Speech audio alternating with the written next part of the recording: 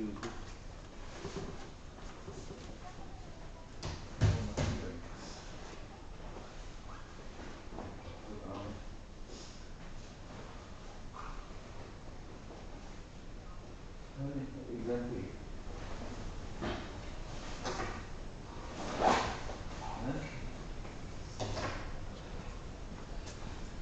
ये बात तो सही है। पहले मैं ऐसे मज़े कर नहीं रहा था, ये मैंने शुरू कर दिया है।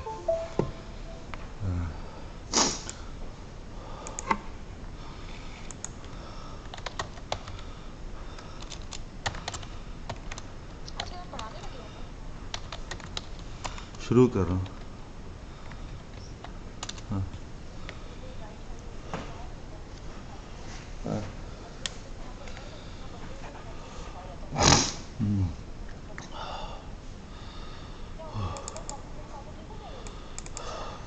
तेरे को डिस्कस करूँगा।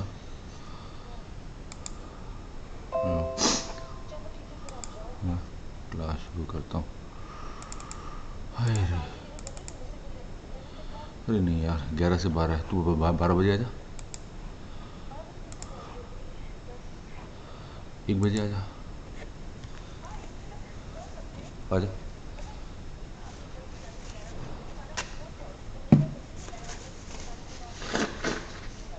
ठीक है, आ जा। 12। ओके चलो भाई।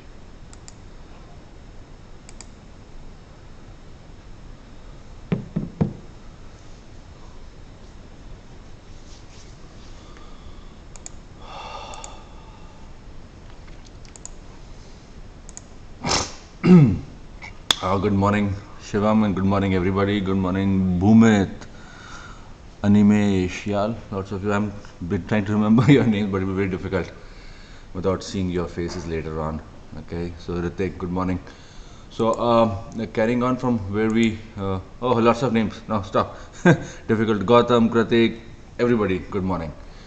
So from the last lecture, any queries regarding that? So I can just touch upon that. Yes, sir. Any queries on that? Sir, yes, sir, I have one. Yes, please. Hello? Yes, please carry on. Sir, in ECF, sir, in ICF, do we have calcium a lot or very little? Yeah, so I'll explain this. So ECF, I'm typing it down. ECF calcium is about, I think 1 to 2, I've forgotten the units, milligram or something, millimole per some per liter. Okay, in millimoles. Okay, intracellular ICF calcium, free calcium, is in about say around 100 nanomoles. Okay, so in excitable tissues like muscle, primarily muscles, during excitation contraction coupling, EC coupling, the calcium is released from the stores, and the calcium in the cells is stored in sarcoplasmic reticulum. Okay, I'll talk about this. Yes, correct, SER. Okay, sarcoplasmic reticulum, and when the stimulus comes, the sarcoplasm releases calcium. So for a very short time, the calcium rises in the ICF. Thank you. In the ICF. So the intracellular calcium is very, very less. In fact, the gradient for calcium, gradient from ECF to ICF for calcium is about 10,000 times. So ECF calcium is in millimoles, while the ICF calcium is in nanomoles. Oh, it's 10,000, not 10. Yeah, 10,000 times. Is that okay? Yes, thank you. Right. So now I'll move on to the 2 lectures that I have to take today. They're basically on the cell and molecular biology. The first one is something that you must be very good at, simply because it is all your 11 12 standard stuff. Okay, my camera is showing a black image. Okay,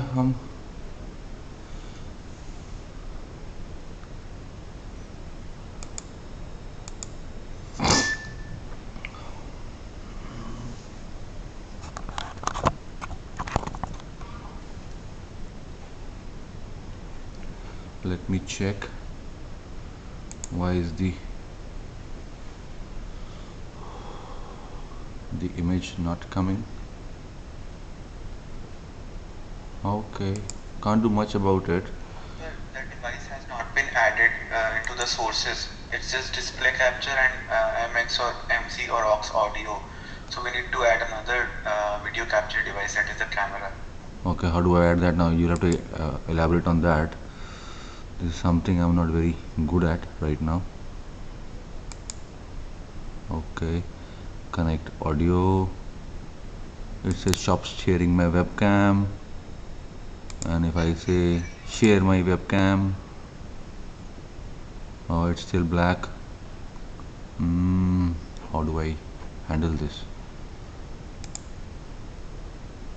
Sir, I think we can continue and figure it out later. Yeah, looks like. Okay, चलो उसी पे चलते हैं फिर. Right, Kritik, if you look at the formula for an ion gap, the way if you were, let us say you had a patient and you wanted to find out how many ions, how many positive ions and how many negative ions, they're supposed to be equal. Okay, so in any solution, the number of positives will be always equal to number of negatives. But the way we calculate it, so we have in ECF, the major ion is sodium, okay, and the major anion is chloride, bicarbonate, okay. There are others. So usually what we do in a clinical setting would be, I will take sodium minus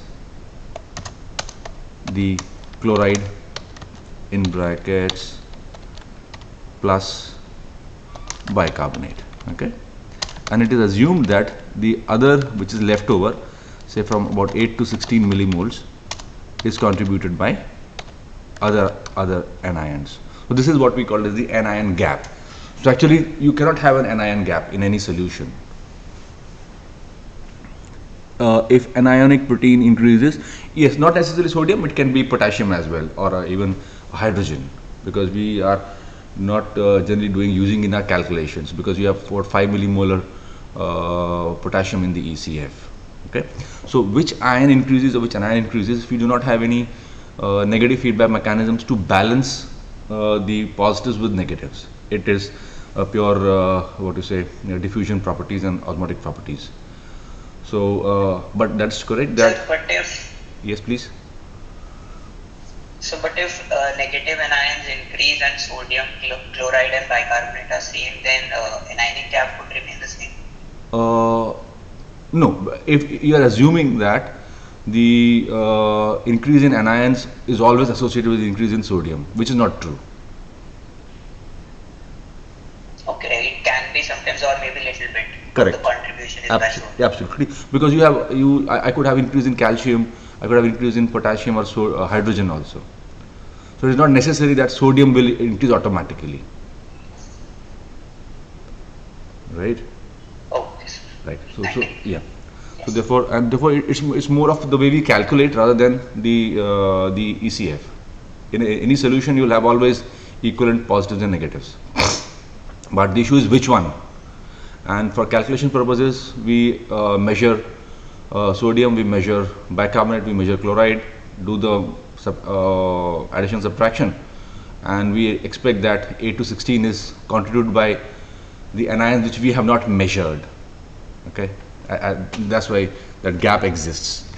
And if there is any addition of any other anion or any other cation, we will not be able to capture it in our calculations.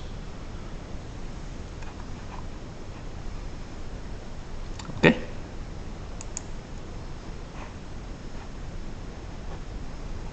So yeah, so I'll begin with today's session.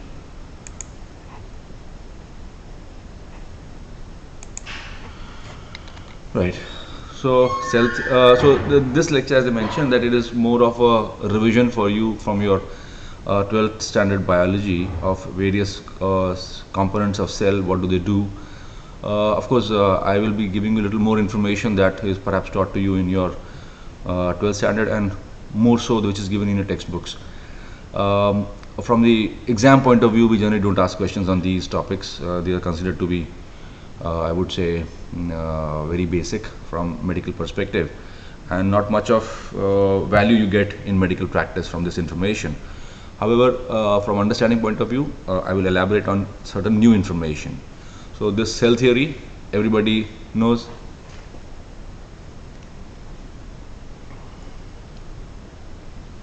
Yep.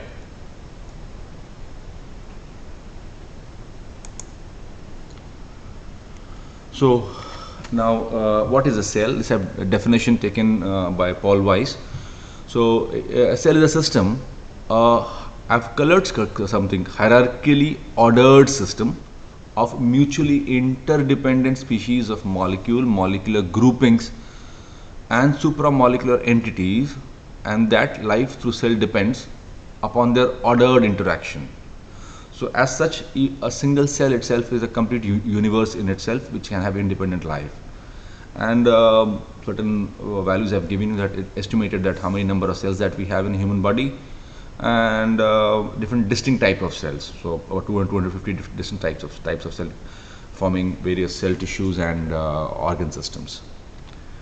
So these components of cells are universal. Doesn't matter which animal you take, eukaryote, these components are always there in different shapes and sizes, but basically they are. On the left side there is a microscopic image, and on the right side is the caricature of a plasma cell, because the guy who took this image took an image of plasma cell. I mean, it could be any other cell, but the basic component remains the same. Going on to the next slide. So what we heard in the saw in the definition was a hierarchically ordered system, and what we see in the course of evolution, these universal components have stayed the same, okay, and intimately tied to their specific roles within the cell. And this compartmentalization of structure function is a universal feature of all cells. Doesn't matter which type of cell you look at, which animal you look at. If you are eukaryote, you will have these features.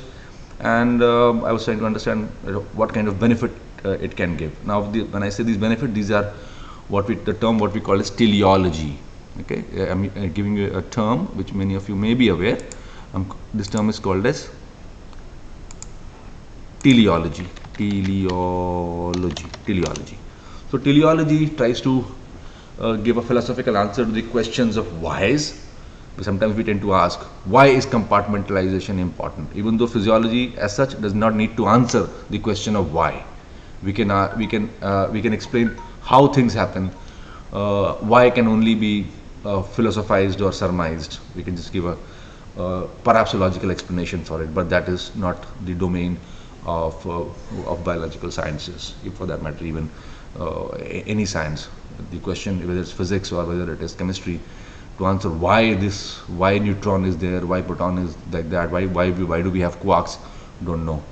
What the quark does, we can perhaps give an answer, but why does it, nobody knows. So this benefits of compartmentalization is more of a philosophical teleological exercise, that the compartmentalization creates different local environments that facilitate the specific metabolic function that a particular compartment has. The sequestering of reaction intermediates and potential toxic metabolites helps in preventing their distribution all over the cell, and each separate compartment can form their function without interfering with other cellular processes. So it is a physical as well as functional grouping as a benefit of. So now I will take each cell compartment and discuss about it. Initially I will tell you about what you perhaps already know as the textbook function of these organelles, and then I will share with what I have been reading for last couple of years, what is the new information that we have and how this new information may become medically relevant perhaps in decades to come. So some information, who discovered, who named, more of a quiz questions, but not useful for medical practice. Nevertheless, for the sake of completion, I've mentioned them. So mitochondria has its own DNA, and the interesting part with the last line is that the oxygen tension required at mitochondria is about 2 millimeter mercury. Now, can anybody just tell me how much is the PO2 in the blood? In the blood, partial pressure of oxygen. So in the oxygenated blood 95. Lovely. Oxygenated blood 90. Fantastic. So just try and imagine you have in the blood 9500 millimeter of oxygen. Mitochondria only needs 2.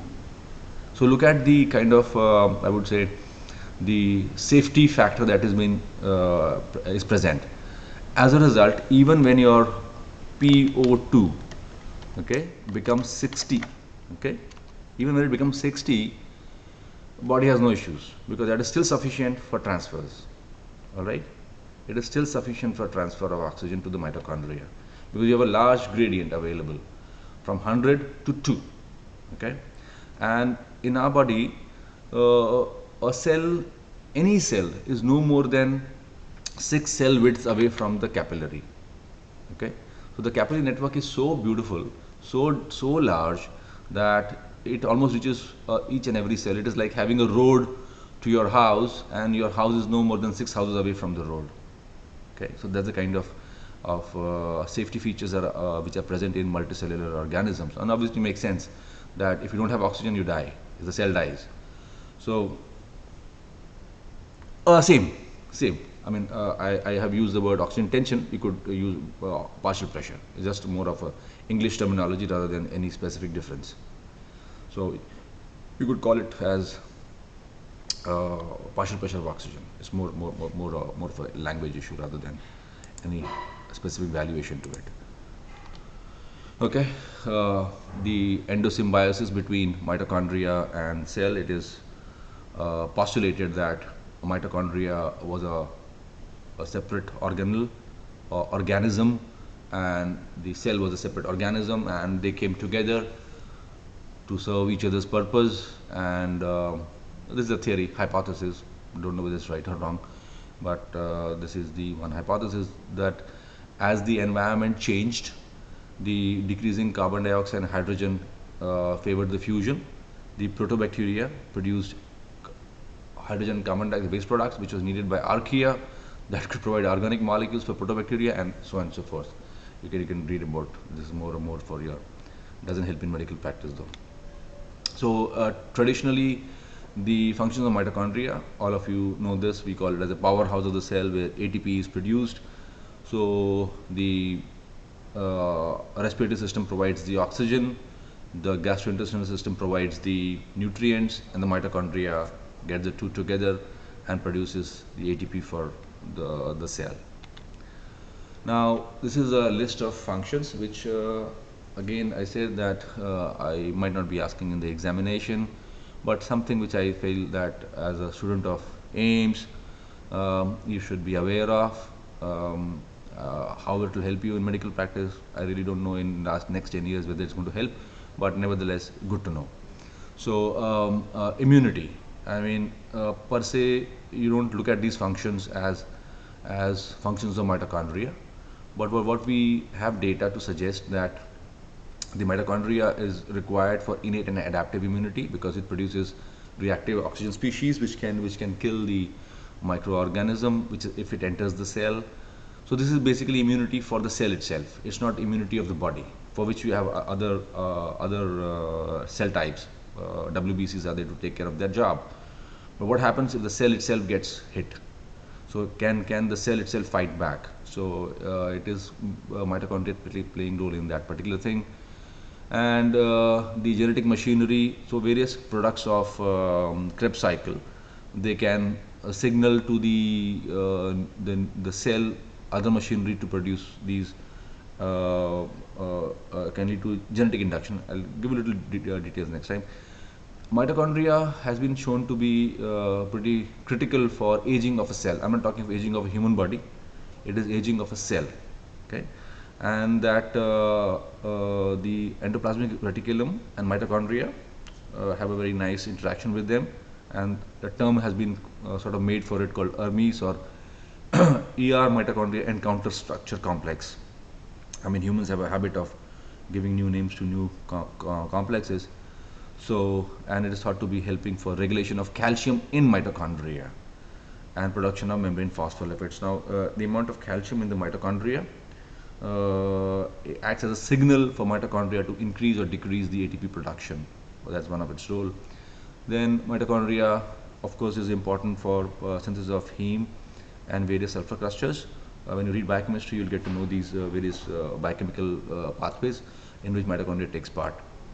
Another function which is you may have heard about is the apoptosis and response to chemotherapy. So when a cell apoptosis is programmed cell death.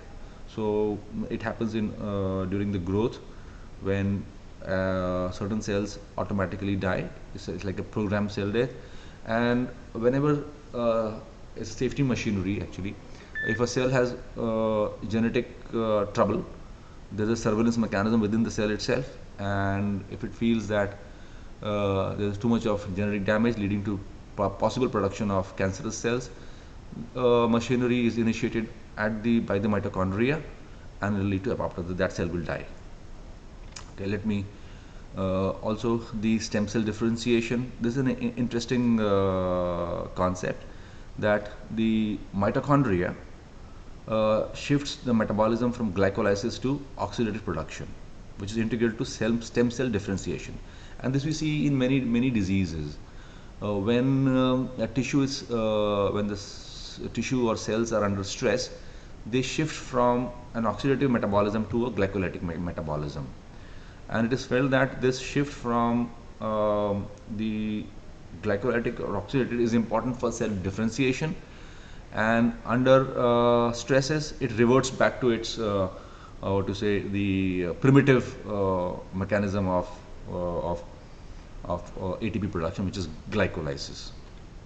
So a little bit of details of each property which I spoke of. You don't have to remember any of this. It is just for sort of that you have become aware, that when you read somewhere next time, you know that, okay, I'm aware of this. So there are lots of ILs and lot of short forms written. They are just names for various chemicals. You don't have to sort of remember it. But what is important is look at the you have a viral RNA. Okay, so a COVID kind of virus will enter the cell, this viral RNA, and through various molecules it will be sensed by the mitochondria, and mitochondria will then have its own mitochondrial DNA. Empty DNA is mitochondrial DNA. Okay, so effectively the mitochondrial DNA which you have, mitochondria will exit its DNA. Yes, please. You can type it out if there is any query on this. So the basic idea of this slide is to show you that an entry of a viral RNA into the cell makes the mitochondria react through various molecules. I mean, don't remember these names. Just know that there are some names, some molecules, and they produce what is shown in green is TLR9. Okay, so these are toll-like receptors 9. There are various numbers to it. They will lead to immune and inflammatory gene expressions. So these will release cytokines, which will try and kill the either neutralize the viruses or the bacteria sometimes. Okay, so what this slide is showing you, that each and every cell has that ability. I mean, you do have the specific distinct cell like WBCs to take care of your you have antibodies and other stuff to take care of body level immunity. But what about individual cell? Does my hepatocyte or a neuron or skin cell, do they have internal machinery? The answer is yes, because before the multicellularity also these viruses existed. So even a unicellular cell would have these properties. So this is a internal sort of a mitochondrial mechanism to protect itself, the cellular mechanism. This is a, I was telling you about that how the macrophages differentiate. So on the top you have a native macrophage. So what is a macrophage? Macrophage is a type of innate immunity cell. It is a transformed monocyte which is present in the tissues. So macrophage can differentiate into two groups. What I've written is as M1 macrophage and M2 macrophage. You can see they are two opposite roles. The M1 macrophage is pro-inflammatory, while the M2 macrophage it regulates the inflammation and is important for tissue repair. Okay. So what has been shown in that, if you block the mitochondrial metabolic change, then it blocks the immune response. So what you see is that if you have increase in glycolysis, it leads to pro-inflammatory stage. If you increase oxidative phosphorylation, it becomes an anti-inflammatory stage. That means if I could develop a drug which could prevent these changes, or which could force a mitochondria to be glycolytic, or which could force a mitochondria to be oxidative, then I could control the expression of macrophage into an M1 type or an M2 type. This is a potential therapeutic advantage.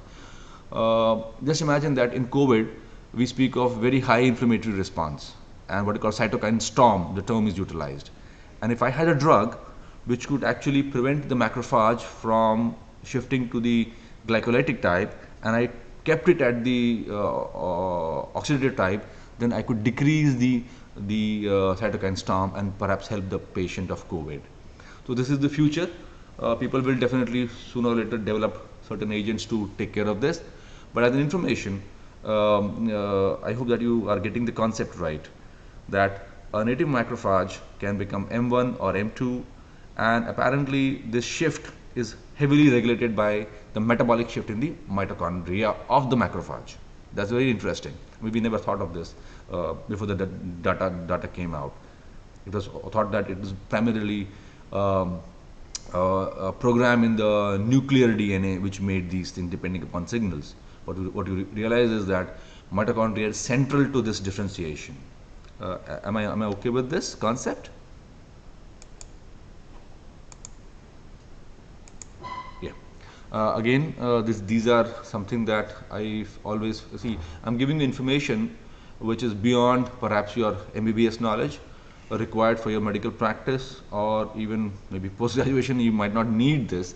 However, whenever I prepare my lectures for all of you, I think that since you are at the best place in this country and you want to be the best, so I'll give you all information that is available, and I will tell you which is to remember for exams, which you need to be as the best doctor if you want to become later in your life. So this is something that you should be aware. Now, how can blocking etc.? No, it is not. Let me go back. The last line says, if you could, and people have done this experiment in the cell lines or in macrophages. So this is an experimental thing. Experimental. Blocking is experimental. That's how we know. So obviously it won't occur simultaneously. Electron transport chain, etc. Yes. Okay. So what we become aware is that if you could prevent shifting to glycolysis and decrease of oxidative phosphorylation, a cell would become anti-inflammatory, pro-inflammatory. So this opens up possibilities of future drugs or future manipulation of these immune responses in that sense. Okay. Now I'm going to show you a Krebs cycle. NO is nitric oxide. Yes. So if you look at this slide, this is Krebs cycle. Are you taught Krebs cycle in the 12th standard? Yeah, lovely. Yeah. So again, I'm saying I've put the slide for completion. Don't have to remember it, at least for physiology. Of course, you'll have to remember it for biochemistry. So this is the Krebs cycle, and what we know is that if you inhibit this enzyme, isocitrate dehydrogenase, the isocitrate increases, aconitase increases, and gets converted to itaconate. And so what are the consequences? I'm just putting the slide through. Okay. This slide is basically to show you that if a Krebs cycle is altered in the mitochondria on exposure to LPS, LPS is lipopolysaccharide. So gram-negative bacteria, bacteria is of two groups, gram-positive and gram-negative. So when a gram-negative bacteria is encountered by a cell, then through certain mechanisms, what you have increase in NO production through that mechanism of Krebs cycle. NO increases, you have arginosuccinate increase, you have activation of glycolysis, increased fatty acid, increased citrate, increased acetylcholine, and the itaconate inhibits bacterial glyoxylate shunt pathways.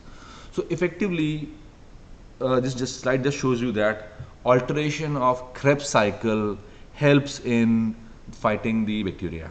Okay. So couple of things you see over there. Fatty acid leads to increase in membrane biogen of IL-6, IL-12, TNF, prostaglandins. All these are inflammatory molecules which help body and a cell to fight the invading pathogen. Okay. Then mitochondria as judge and executioner of apoptosis. So what is apoptosis? Apoptosis is programmed cell death. So what we understand is that mitochondria is constantly monitoring the cytoplasm for pro-apoptotic factors and anti-apoptotic factors which are there in cytoplasm. And your mitochondria will sort of make a decision. Okay, now too many pro-apoptotic factors, too less anti-apoptotic factor, time to die. So it will initiate mechanism. It will release cytochrome C, which will activate caspases and lead to extrusion of phosphatidylserine on the membrane. Now, if you recall, I don't know whether you are aware of various phospholipids on cell membrane. There are 4 phospholipids on cell membrane, 4 different types. Lovely, that's great. So GERV, 11th standard has been taught. Fantastic. So phosphatidylserine is on the usually on the inner leaflet of phospholipid membrane. When it goes outside, it flips outside. It is a signal to various natural killer cells. Looks like, yeah, glyoxylate. Or I know actually glyoxylate will be done in the eukaryotic cells, which will then lead to production of I've forgotten what does it lead to? What does glyoxylate pathway lead to in a eukaryotic cell? So its product will lead to will help the cell. Gautam. It's not for the prokaryote, it's for the cell itself in the glyoxylate pathways. Okay. Now yeah. So yeah, let me go back to that slide. Okay. So where are we? Yeah, bacterial glyoxylate. Yeah, so must be. I haven't cross-checked this whether the bacterial glyoxylate pathway. So I haven't checked it. I'll check it again sometime and get back to you next. And the next day when I come back, I'll check this glyoxylate shunt pathway. I don't remember as of now whether where I've taken this information from. Okay, Gaurav. Right. So next is the communication between mitochondria and cellular host. Just hold on. हाँ बेटे. Oh बेटा, सुन बच्चूला. अमन. बेटे. Hello. बेटा मैं class ले रहा हूँ, class के लेक्चर में हूँ. थोड़ा सा वार्म वाटर पी लो बेटे. Okay.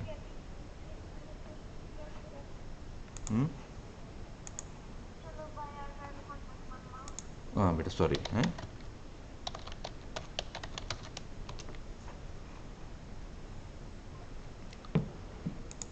Yeah, I'm back. Actually, I had a call from my daughter, so I generally take family calls no matter what I'm doing. Always take your family calls. Never leave the family calls. Okay, no matter what you're doing. So my daughter had called, so I had to take that call. back to, so I was telling you about the communication between mitochondria and cellular host. So this is the idea that mitochondria and the cell are in a symbiotic relationship. That's why this one.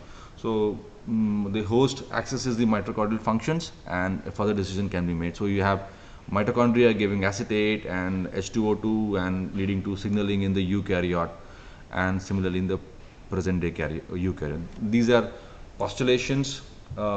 We scientists feel that this is an important function which, as we elaborate in science, perhaps we'll find someday to manipulate these functions as well.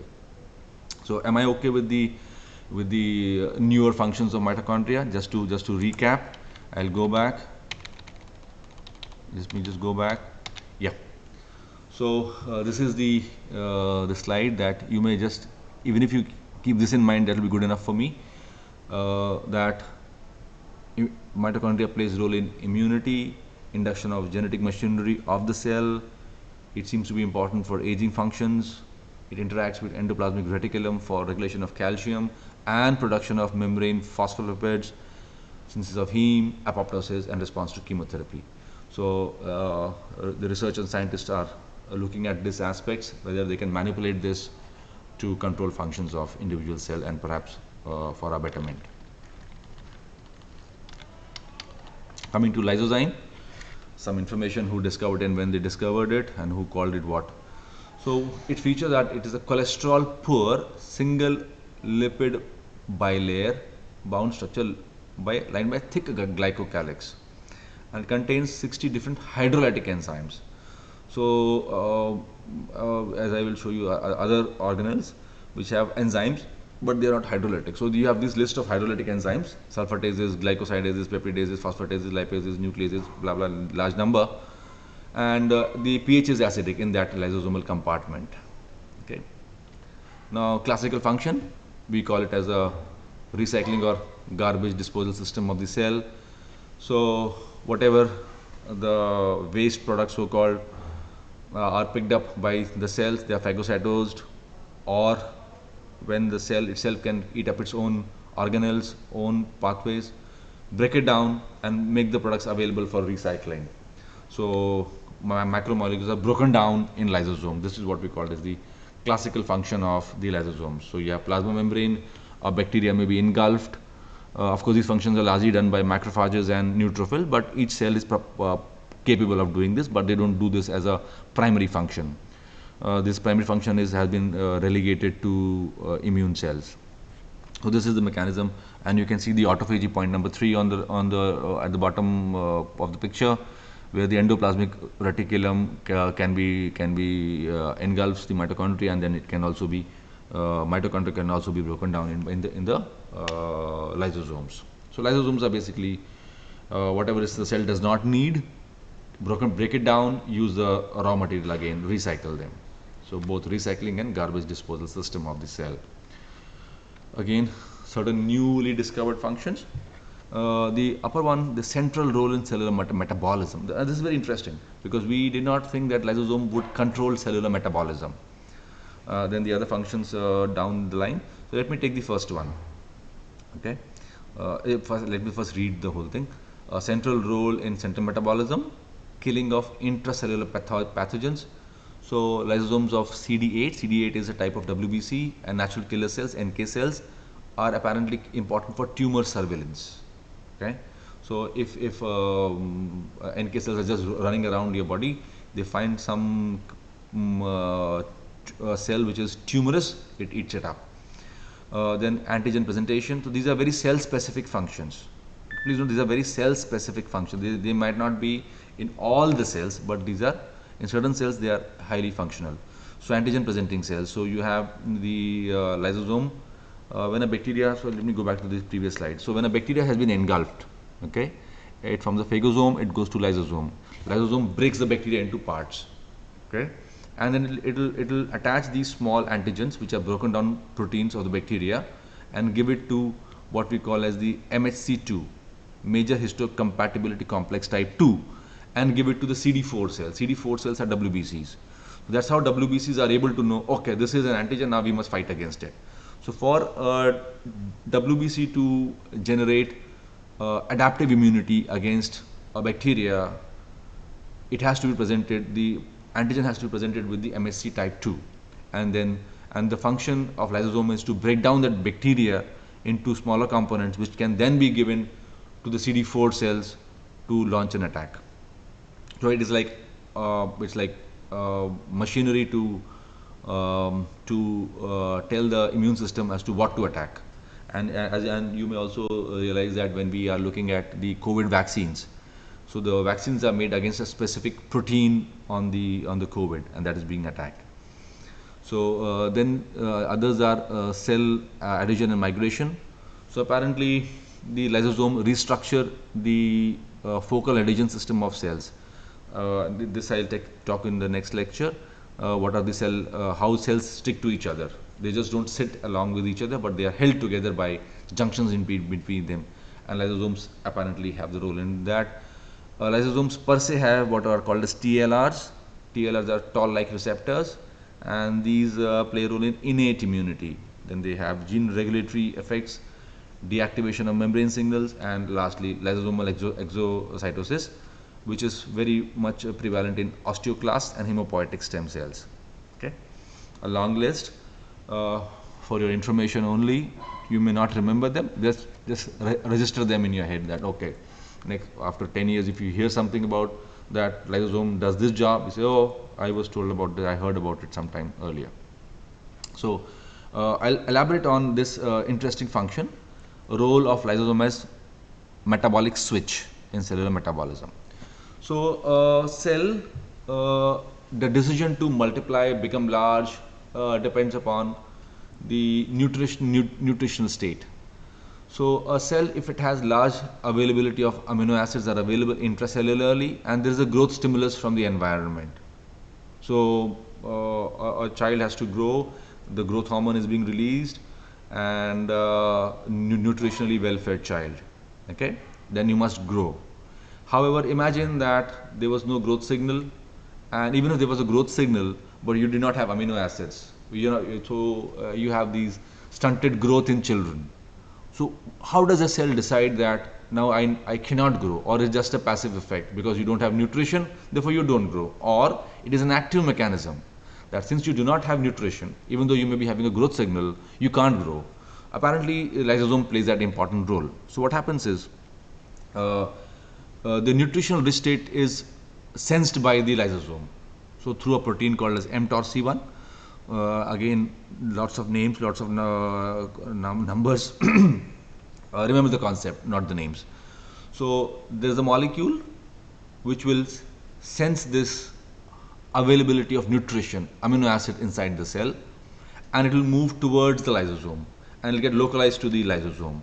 Similarly, when you have a good growth signal, it could be insulin, it could be growth hormone through somatostatin, whichever pathway, and these two will lead to activation of mTORC1 and switch from catabolism to anabolism.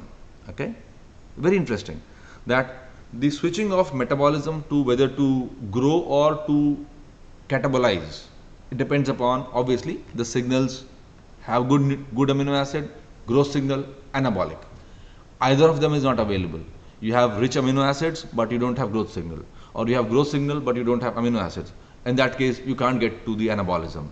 So this switching is a function of lysosomes.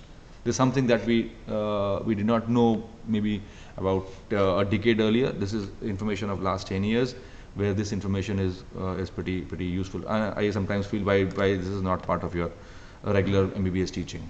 This is not a difficult concept to understand as information. Now, what is the medical relevance of lysosomes?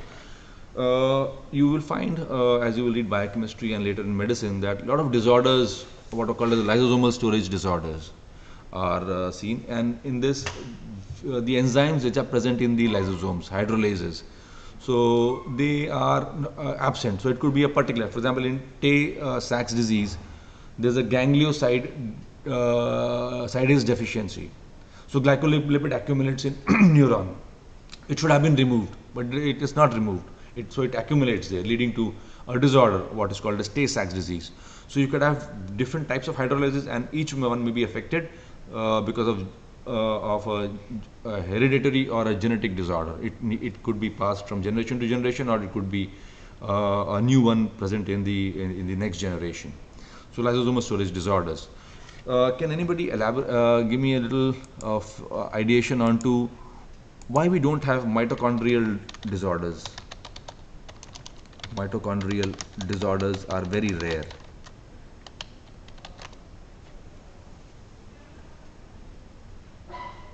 Oh, is it?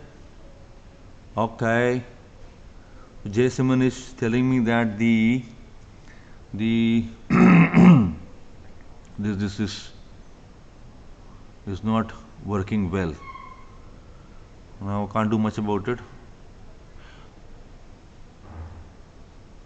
Yeah, the question is, we have disorders, we have genetic disorders of lysosomal dysfunction, this dysfunction, that gene affected, this, but you usually don't have mitochondrial, disorders, DNA disorders. It's primarily because it is incompatible with life. Incompatible with life.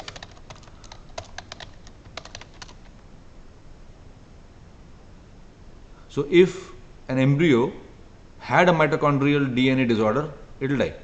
It will never become a human. So it's basically at the very, so if somebody can't be born, if we can't have a disease as such in a clinical setting, you won't survive to be sufficient to be born. So any mitochondrial, that just shows the mitochondrial importance, that if you do have a mitochondrial problem, the embryo will die. It won't survive. And about it is estimated that about 1/3 of the embryos, they don't survive, perhaps because of either mitochondrial or some other such an important machinery that it's if you have mitochondrial trouble, embryo won't become a zygote, won't become an embryo won't become a human being, just finished off, or for that matter any other animal. So it just underscores the critical importance of mitochondria. Back to the lysosome. So you have the other disorders which have been spoken of.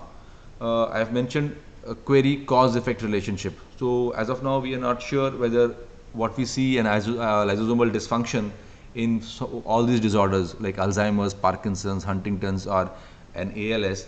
We really do not know whether it is a cause of the problem or it is effect of the problem. But what we know is that they get affected.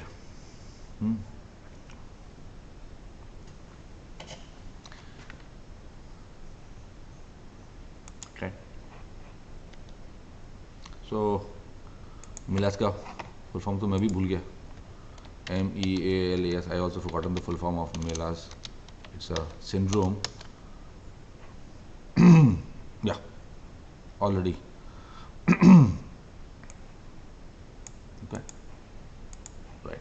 Somebody did mention the full form there. So it is a disorder. I don't remember or know about the how it presents in a patient. That's more of medicine. The idea being that mitochondrial disorders are very rare, because usually mitochondrial troubles lead to death in the embryo itself. So a human being is not formed. Right. So Anaga did the job for me, found the full form of that. Right. Now next to the peroxisome. So peroxisome is almost similar to function of lysosome, but what it has oxidases rather than hydrolases as components. So it utilizes oxygen to oxidize the various components and produces H2O2, which is then broken by catalase. Certain features of it. So traditionally it has been thought that it is the chemical mopper and cleaner. So lysosome takes care of larger macromolecules, bacterial-like structure, big components, and peroxisome is what you can say a fine cleaner. So it removes the chemicals in this. And the acetylcholine which is produced, acyl-CoA which is produced as this process, is then utilized for steroid hormone synthesis. So again, newly discovered functions of peroxisome. What we know is that the fatty acid and alpha and beta oxidation. So the enzymes, the beta oxidation of large chain fatty acid is a totally different set of mitochondria does that job for production of ATP and putting into Krebs cycle. But peroxisome have a different set of enzyme set, which is important for large chain fatty acid beta oxidation. And then you have liver specific function of production of bile acids and doca hexaenoic acid. Again, this is a biochemistry, but I'm just putting it up to you. Glyoxylate metabolism mainly in plants, and some information I've given you. Then the biosynthesis of phospholipids or plasmalogens is important. The plasmalogens are scavengers of ROS. ROS is reactive oxygen species.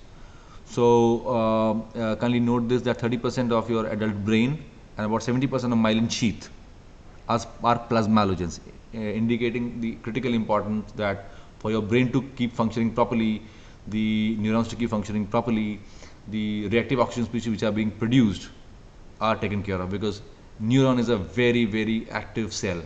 It is constantly active, it is firing signals, and it needs ATP to keep itself alive. And every time the ATP is produced, you always have some amount of ROS production because of oxidative pathway. And these ROS, if they increase in the brain, it may lead to neuronal damage. So apparently these glycerophospholipids and the myelin sheath act as a plasmalogens, and they sort of scavenge the ROS, and these are produced by the peroxisomes. So if you had trouble of peroxisome, you may end up with these neuronal disorders. So again, list of various disorders. Peroxisome biogenesis disorders, and if you have a specific enzyme deficiency in peroxisomal molecules, a list of disorders. Don't ask me the clinical presentation of these disorders, I don't remember. And perhaps many of us may not even see these cases in our lifetime because they're so rare.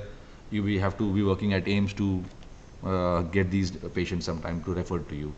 And many of times we don't have the necessary investigative tool to identify these disorders, but they do exist.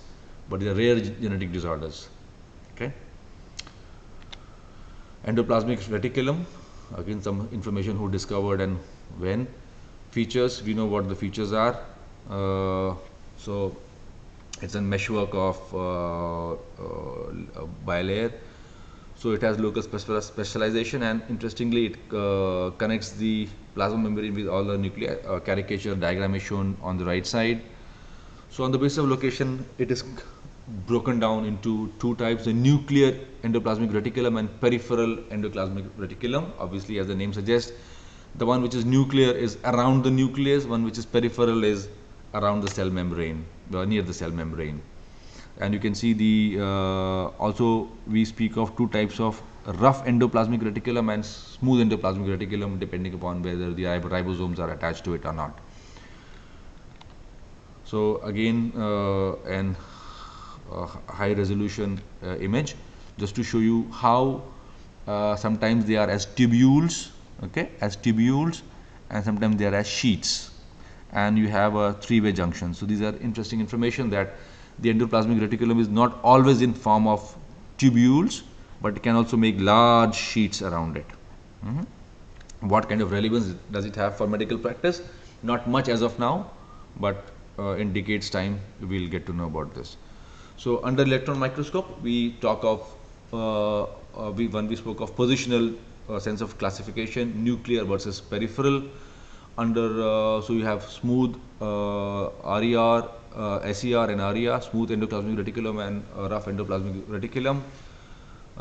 Ones which have the ribosome are involved obviously in protein production. One which don't have the ribosome attached to them are for mainly the lipid production. So important is this: the whole ER is a continuous space that keeps rearranging. So from an understanding of a static structure of endoplasmic reticulum, what we understand today is that it is a very dynamic structure. So it keeps changing its shape. So it's like transformer.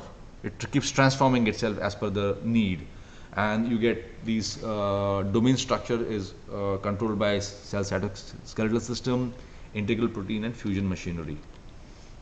So classical functions of endoplasmic reticulum: It is important for protein synthesis, that is the rough endoplasmic reticulum, the lipid and steroid primarily in the smooth endoplasmic reticulum, some role in carbohydrate.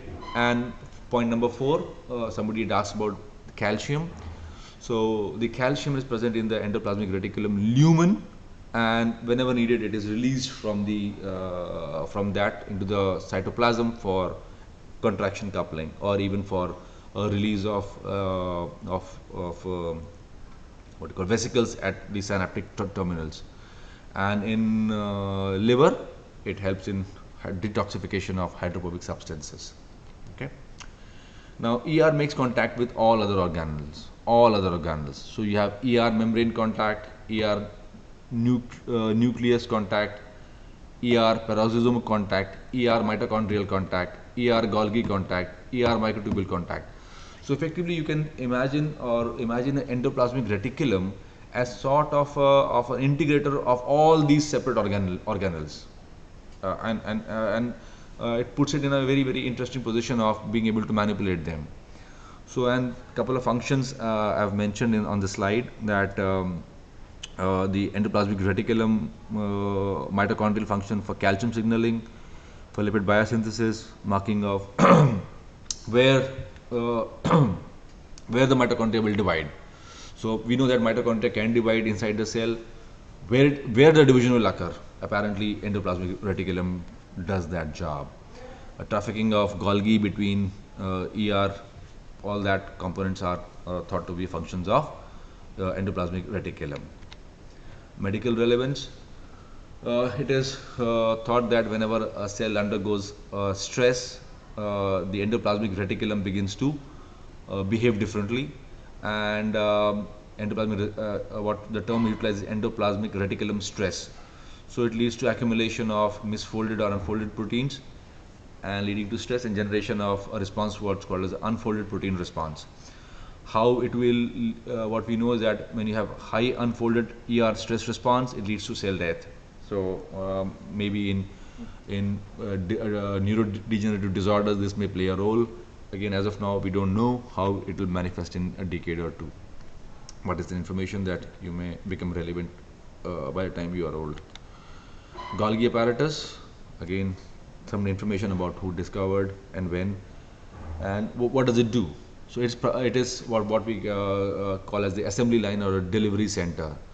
So whatever proteins are produced in the endoplasmic reticulum, they have to be sent to either outside the cell or to various other organelles. So this Golgi apparatus helps in modification of these molecules, and in the next slide I'll describe that. And there are two networks, the cis Golgi network and the trans Golgi network. So the cis Golgi network of exchange of protein between lipids between the ER and Golgi, and the trans Golgi is a cargo sorting system. So it's like your what you call क्या बोलते हैं वो delivery systems जो देश में use करते हैं. It's like your transport system. What would you call them? When you have to send a package across. Amazon, okay, Zomato, yeah, Zomato, Amazon, kind of a delivery system. So they will take from one area and send it to the next area and tag them properly. Okay, it's like a barcoding system. Yeah, COP1, COP2. So the COP1, COP2 are the molecules that help in that. Swiggy, yeah. So fantastic. Swiggy, Zomato, all delivery systems. So Golgi apparatus is delivery system with enhancements. So it is yeah, fantastic. Garb is pretty much utilizing these facilities, looks like. Okay, so somebody mentioned COP1, COP2. So these are names again. What is important for you to? Robin, it's okay. It's okay, Robin. You don't have to. It's okay. It's perfectly fine. They are adults. They can vote, so they can participate in it. Let's leave it at that. No monitoring. They're not in school anymore. So we have this sorting of ER. So the endoplasmic reticulum produces these proteins, and Golgi apparatus will barcode them and send it to, whether it's go to cell surface, endosome, lysosome, or it has to go outside the cell. And so couple of how it does is stepwise process. It removes the mannose, adds another molecules, adds galactose, sialic acid, and so on and so forth. Okay, I'm not getting into these details. This is just more for completion and awareness that it is not just a delivery system, but it also modifies the delivery. So it is like Swiggy 2.0. So not only it picks up the food, but on the in the pathway makes the food better, or does the along the way changes the stuff. Okay. So there are two models of how protein cargo moves in the Golgi: a vesicular transport model and a cistern maturation model. Again, nothing to for your MBBS. Nobody will ask you questions on this. Just for the completion of slides, so that when you see my PowerPoints later on, you are aware of this. So it's just a completion slide. Now, lastly, I'll come to the cellular cytoskeleton and molecular motors. So what are cellular cytoskeleton? So cellular cytoskeleton is a network of various nanoscale to microscale protein network, which helps in movement of this cargo. So here we spoke of that Golgi, would send it to cell surface or endosome, lysosome, or secretory granules. How do these vesicles move, or how a particular protein is sent from one end of the cell to the other end of the cell? Does it just float around? Does it just diffuse, or there are dedicated pathways? That's number one. And number two, how is the cell shape maintained? Is it because the cell membrane is fluid, inside the cell you have cytoplasm? How does it maintain its shape? How is the neuron having that particular kind of long axon and dendritic structure? Who maintains it, or it just happens on its own? What we understand is that you have a specific cytoskeletons or molecular structures which help in shape, motility, and a movement of organelles or macromolecules over the. What is GB?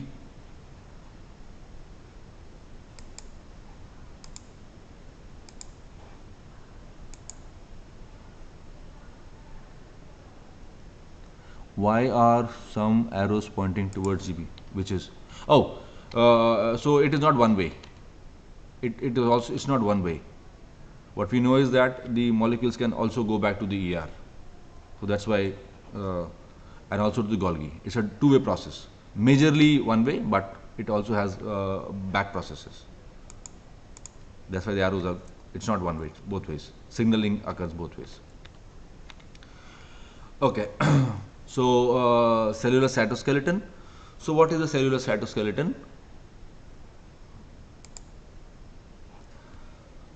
It has it is a collection of nanoscale to microscale protein assemblies on which all these movement will occur, all the shape size your organization will occur.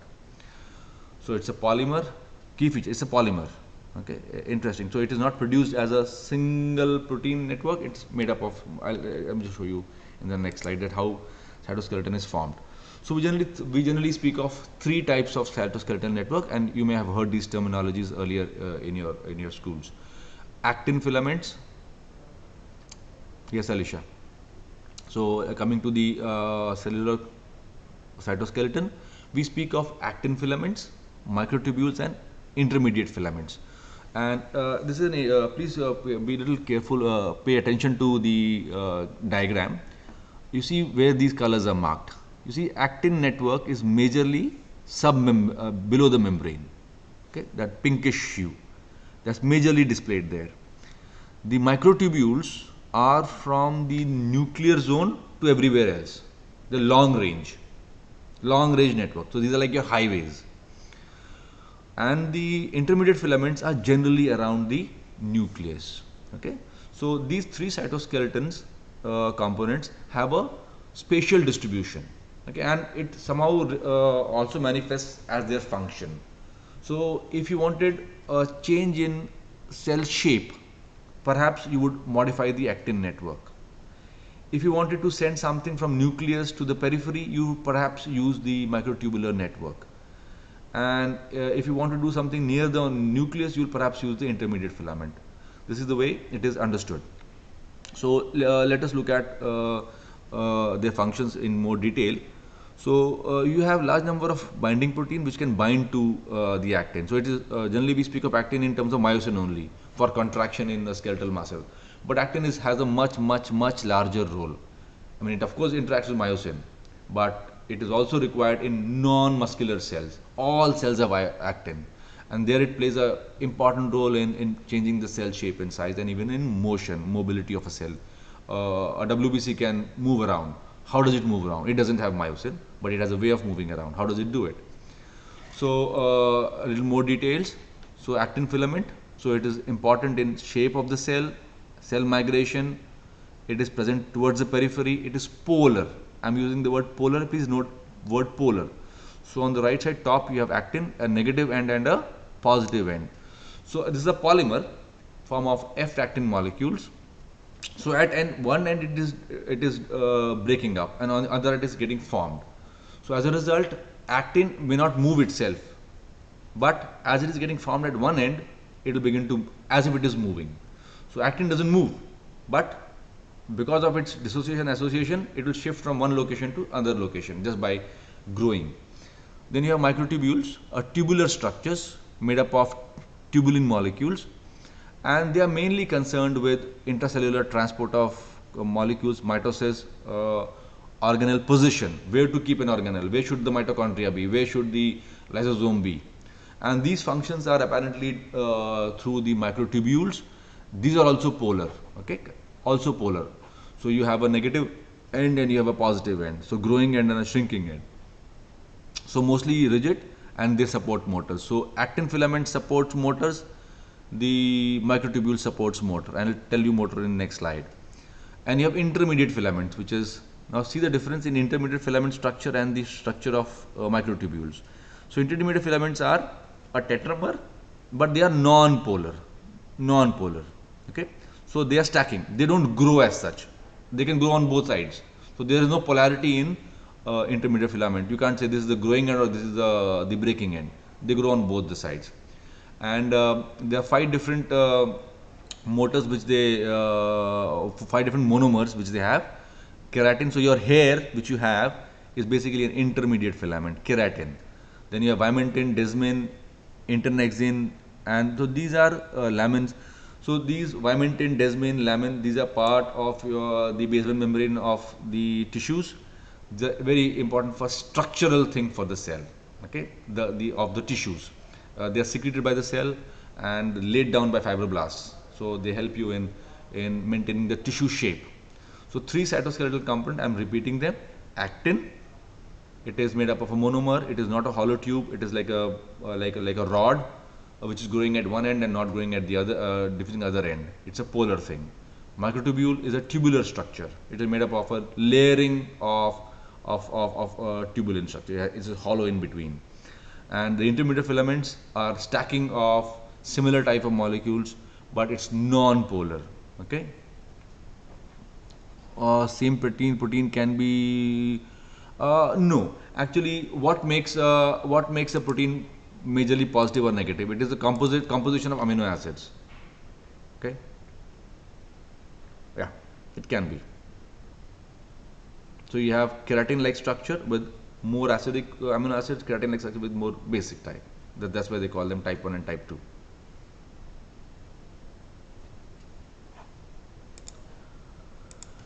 Okay, and last line below, all this assembly requires energy, ATP or GTP. ATP is adenosine, GTP is guanosine. Now the 4th component which is recently discovered is called septin, and again this you may not find it in your textbooks. So textbook will tell you about these 3 components. I'll come to Kritik, I'll come to that. What do we mean by support motors? So first let me complete the total 3 types of cytoskeletal elements: actin, microtubules, and intermediate filaments. These are present in all cells in small or large manner. Don't think that actin is only present in the muscle tissue. Yeah, it is largely there for a particular purpose, but it is present in every cell. Its location on the periphery. Microtubules are all along long range. So microtubule is like large highways for you, and they are important for taking an organelle from one place to another place. And then you have intermediate filaments, which are non-stiff, polar. Yeah, Jessamine, I'll just look at the slide. Sorry, back. So look at the actin, microtubule, and intermediate filament. So what you see is actin is formed by a monomer structure. At one end, the monomers are added. At the other end, monomers are lost. So we call it a negative end or a positive end. Similarly, microtubule, at one end, monomers are added. At the other end, monomers are get lost. So we call them as a positive end and negative end. There is an orientation to it. But you look at the intermediate filament. Intermediate filament don't behave like that. So you have a tetramer, then you have a combination, and you have a filament. So it is a repeated structure, but you can't say which part is growing and which part is not growing. So it can grow in both directions. So it is non-polar in that sense. And it's important, you'll realize when I speak of the molecular motors, which Kritik asked about. So before I go to the molecular motors, let me tell you about the fourth component, which we speak of in terms of the correct, Jessamine, correct. So this ability to polymerize so having a directionality of polymerization is what we call as the polarity of that particular structure.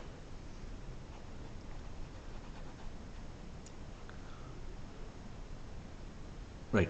So septin is another group of cellular cytoskeleton, which we now understand that can also assemble into filaments, but they can also form ring structures. So look at the diagram on the right side. You have these subunits. They can form filaments, they can form bundled filament, and they can also form a ring-like structure. Okay. So what we now understand is that when a cell has to divide, it has to break down. A furrow is produced at the time of the cytokinesis, and we now understand that septins play a role in this kind of breaking down and movement. So let me show you another diagram. So how actin and septin together play a role in bacterial infection. So there's the bacteria. We know about phagocytosis. What we now know is that the septin helps. So first, what happens is the actin forms a ring structure around the phagosome, and the ring structures goes around it. So it sort of locks in. So it's like a septin cage which keeps the bacteria held. So it's a fantastic like a iron rod system around the phagosome. Okay. Then we have the molecular motors, which Kritik was asking about. So what are molecular motors? So what molecular motors are the macromolecules which can cause some movement in their structure. As a result, motion occurs. Okay, I'll give you examples. So you look at actin filament. So we have myosin motors which work on the actin filaments. Actin is a scaffold on which the myosin works. Similarly, you have microtubules on which dynein and kinesin motors work. I'll show you a couple of diagrams in that. So let us look at kinesin and dynein. So here you have a microtubule, and you can see A, B, C, D. How the kinesin molecule, which is shown in colored yellow round structures with the angulated green structures. So the top is a vesicle. Vesicle is attached to the kinesin, and kinesin is sort of sitting on the microtubule and attaching to the vesicle, and it moves over the microtubule. Okay. Similarly, dynein structure. So they move over the molecule, and on the right you have the myosin molecule. So it sort of changes shape and structure moves. So all movement in all animals, whether it's cell or manifesting as human body movement. So muscle will have actin-myosin combination. So myosin scaffold on which the actin scaffold on which the myosin moves, dynein which moves on microtubules, and kinesin moves on microtubules. The question is, which direction does the kinesin or dynein move? Does it move towards the positive end? Does it move towards the negative end? And only the polar structures can give that directionality. Therefore, you do not have motor associated with microfilament, because microfilaments are not polar. Only a pole. It's like a one-way path. Highway tells you go this way or go that way. At least you should know where the highway is going. If it has no directionality, neither kinesin nor myosin can understand which way they have to move. So therefore, microfilaments are not used for motion. Microfilaments are used for other purposes, not for motion. For motion, you use microtubules or actin. Actin is largely used for shell shape and size movements, or philopodia making, or the way WBC crawls over surface. Diapedesis, all these movements are because of actin. Kinase and dynein are primarily required to move vesicle within the cell. So microtubules, if you recall, I'll show you the diagram back. Look at the microtubule. So microtubule has a range from complete cell. It's a large highway. So if I have to move something across a cell through the range of cell, then that molecule will move over the highway of microtubule through kinesin and dynein. So dynein and kinesin are molecular motors which move on these. Is that okay, Kartik?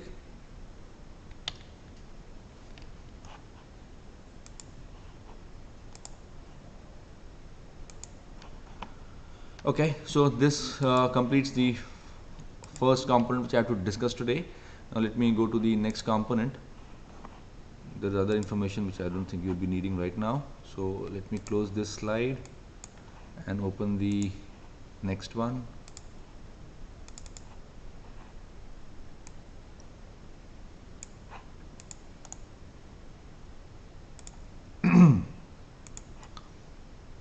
So this is intercellular connection and communication. Why is this in a different format? Let me just check.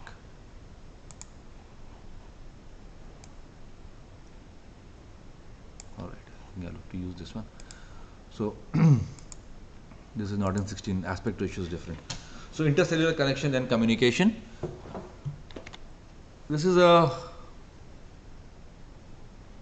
the left side and on the right side are actual images of an epithelial tissue. So look at the left image first. You have a cell on one cell here and second cell here. They are lying side by side and they have these extrusions, okay, of membrane. And in between the two cells, we think, is there a gap or they just lying side by side? What you see in under electron microscopy is that there is an area what is called as zona occludens. There is apparently no gap between the cell. Then you have zonula adherens. There seems to be a gap between the two cell membranes. And macula adherens, you have a gap, and you also have certain lines moving from the junction. Is it clear on the slide on the left side? Sorry, the image on the left side. Are you able to appreciate that? Okay. Sir? Yes, please. Sir, you said that microfilaments are non-polar, but microfilaments are the same as actin filaments, and actin filaments are polar. Oh, sorry, my mistake. Intermediate filaments. My mistake. I meant intermediate filaments. Yes. Okay. I meant intermediate filaments. Apologize for that. If the motors move towards the growing end? They can move. So you have dynein and kinesin moving at both ends. So there is dynein 1, dynein 2. So there are different dynins. So one will go towards the positive and one will go towards the negative end. So different species, meaning different types of dynein and kinesin can move in different directions. They're very specific. So back to this slide.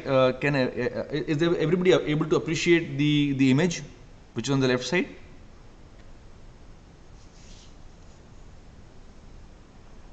Yes. Yeah. So again, I'm repeating. Look at the top junction called zonula occludens. Look at it. No, I'm wanting to appreciate the image. The two cell membranes are very close to each other. There's hardly any gap in between them. Okay. Then you have zonula adherens. Okay, where you have the two membrane close to each other, and there are some lines going from the plasma membrane on both sides. Then look at the macula adherens, term called desmosome. Again, you have a gap between them, but you have very sort of darkish lines going from the cell membrane. Okay. Then the middle diagram is what you see in textbooks.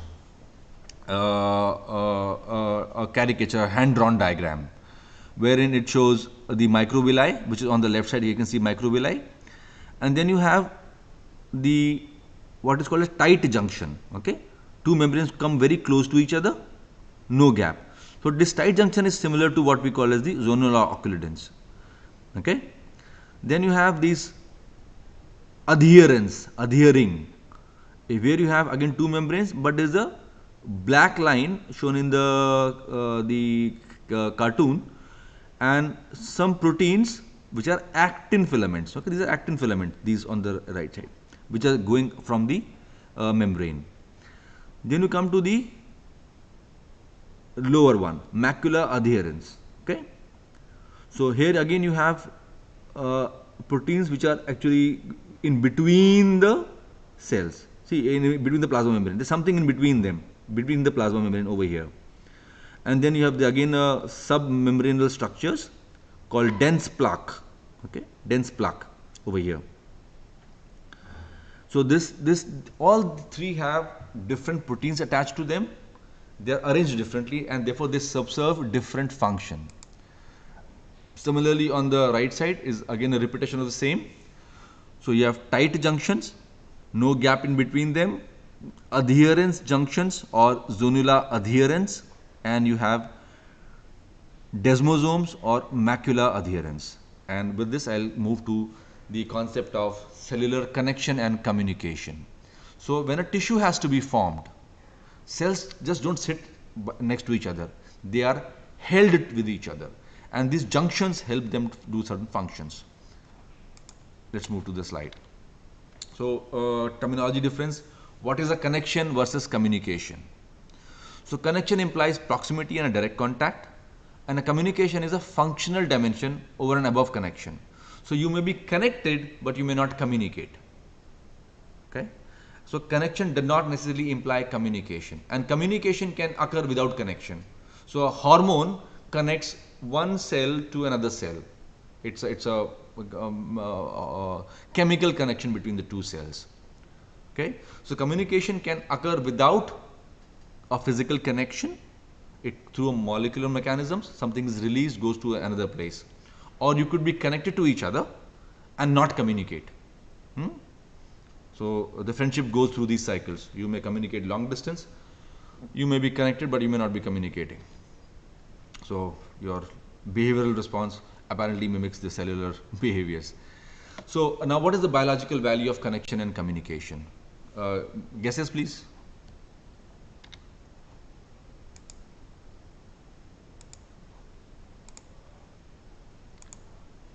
Some inputs.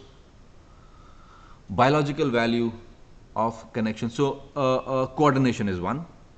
See, Kritik, material transport between two cells also occurs, but material transport is primarily intracellular function. Right. So Karthik and Kritik, both of you looking at exchange of material. Prokaryotes definitely do that, but to large extent the eukaryotic cells do not exchange too much of material, but sometimes what you say serendipity works. So what you are talking about, that a cell communicates and exchanges material with another cell, new information has come, and I will talk to you about it. It's a very, very interesting information has come out in last 10 to 15 years about what Kritik and Karthik told. Exchange of material between two cells as a form of communication. So let me go step by step. So all of you have mentioned various things like establishment of multicellularity, maintain structure of organism, integration, coordination. Fantastic. So impulse conduction, Narasimhan, would be only a very specific synaptic junction. Yes. So it's a very specific thing. Here I am talking about in general between cells. So it's also correct that transfer of impulse from one cell to other cell, which occurs between neurons and muscles, and neurons and other tissue, is an example of communication in a very close proximity. That's correct. So repetition of what you have already mentioned. Multicellularity चाहिए, तो ये सब होना पड़ेगा. and biological values. So just see what you all have mentioned, and it exists. So somebody did mention about formation of structure. Somebody did mention about coordination and synchronization of activity of cell, modulate ongoing activity bidirectional signaling, alteration in junctions. So when you have to have wound healing or tissue development, then cells must move. So existing structure needs to be reoriented. Then regulation of cell division. And this point number 5. What we know is that if you take a cell in a petri dish and make it grow, it keeps on multiplying. But the moment it touches another cell, it stops dividing. This is an inherent property of a cell, what is called as contact inhibition. Lovely, Manit, correct. Contact inhibition. So if this is modified, if the junctions are modified, then a cell may not stop dividing, and it may go into a cancerous mode. So people look at these whether these can be controlled, and I can make something on a tumor cell and give it a protein which can go and bind to these cells and make them feel as if they have reached a contact inhibition point. So we could make a drug or a protein which you can give to a human being, which can prevent the tumorigenesis. Then you have regulation of cell shape, size and mobility for guided movement, and point number 7, an important concept of cellular polarity. I will elaborate it a bit later. Cellular polarity. So 3 types of junctions that we spoke of. I did not show in the diagram what is called as gap junctions. So in the images that I showed you, we saw tight junctions where the cell membranes were very close to each other, but you don't have many intracellular, submembranous structures. Then you had anchoring junctions where you had a gap, and there were 2 types: zonular adherence and macular adherence. And then you have the third one I haven't shown you as any image. I will show you in next few slides. So a caricature. Now try to recall the diagram which I showed you, the actual image which I showed you with this. So cell 1, cell 2. Towards the left side, you first have tight junctions. The membranes come very close to each other. Okay. Then you have the adherence junctions, where the membranes are not that close, but you have proteins which are transmembrane, those red and green lines going across the membrane and interacting with each other. So kindly see the red line and the green line meet each other somewhere in between, and you also have certain intercellular molecules sitting there. And then you see the desmosomes. So desmosomes also have similar type, but they have a very strong red broad line below the membrane. And on the extreme right, you have gap junctions made of connexons. So this particular arrangement, tight junction first, then adherence junction, then desmosome and gap junction, seems to be a arrangement throughout the cellular structures, and as if the cell has a polar arrangement. I'll show you certain diagrams. So if I go back to this image, so what you have is the cell membrane and microvilli towards the one end. So zonular occludence is always towards that side. You will not have a zonal occludence on the lower side. So always towards the apical side you will have tight junction, below which you will have adherence junction, below which you have desmosomes, and somewhere around you will have the gap junctions. This arrangement is almost like a sacrosanct, or like a blueprint for a cellular junction, especially at the epithelial surfaces. Okay. So again, just images. I like to show you the actual images, because what you see in a textbook, sometimes I ask myself a question: is it real, or is somebody's imagination, all these diagrams? So the reason I show you these images is because just to show you that these are actual images. It's not of imaginary thing or a fantasy. Okay. So look at the desmosome on the right side. You can see a cell membrane, and below cell membrane you can see a very nice dense plaque, and then you can see large intermediate filaments coming from the desmosomes.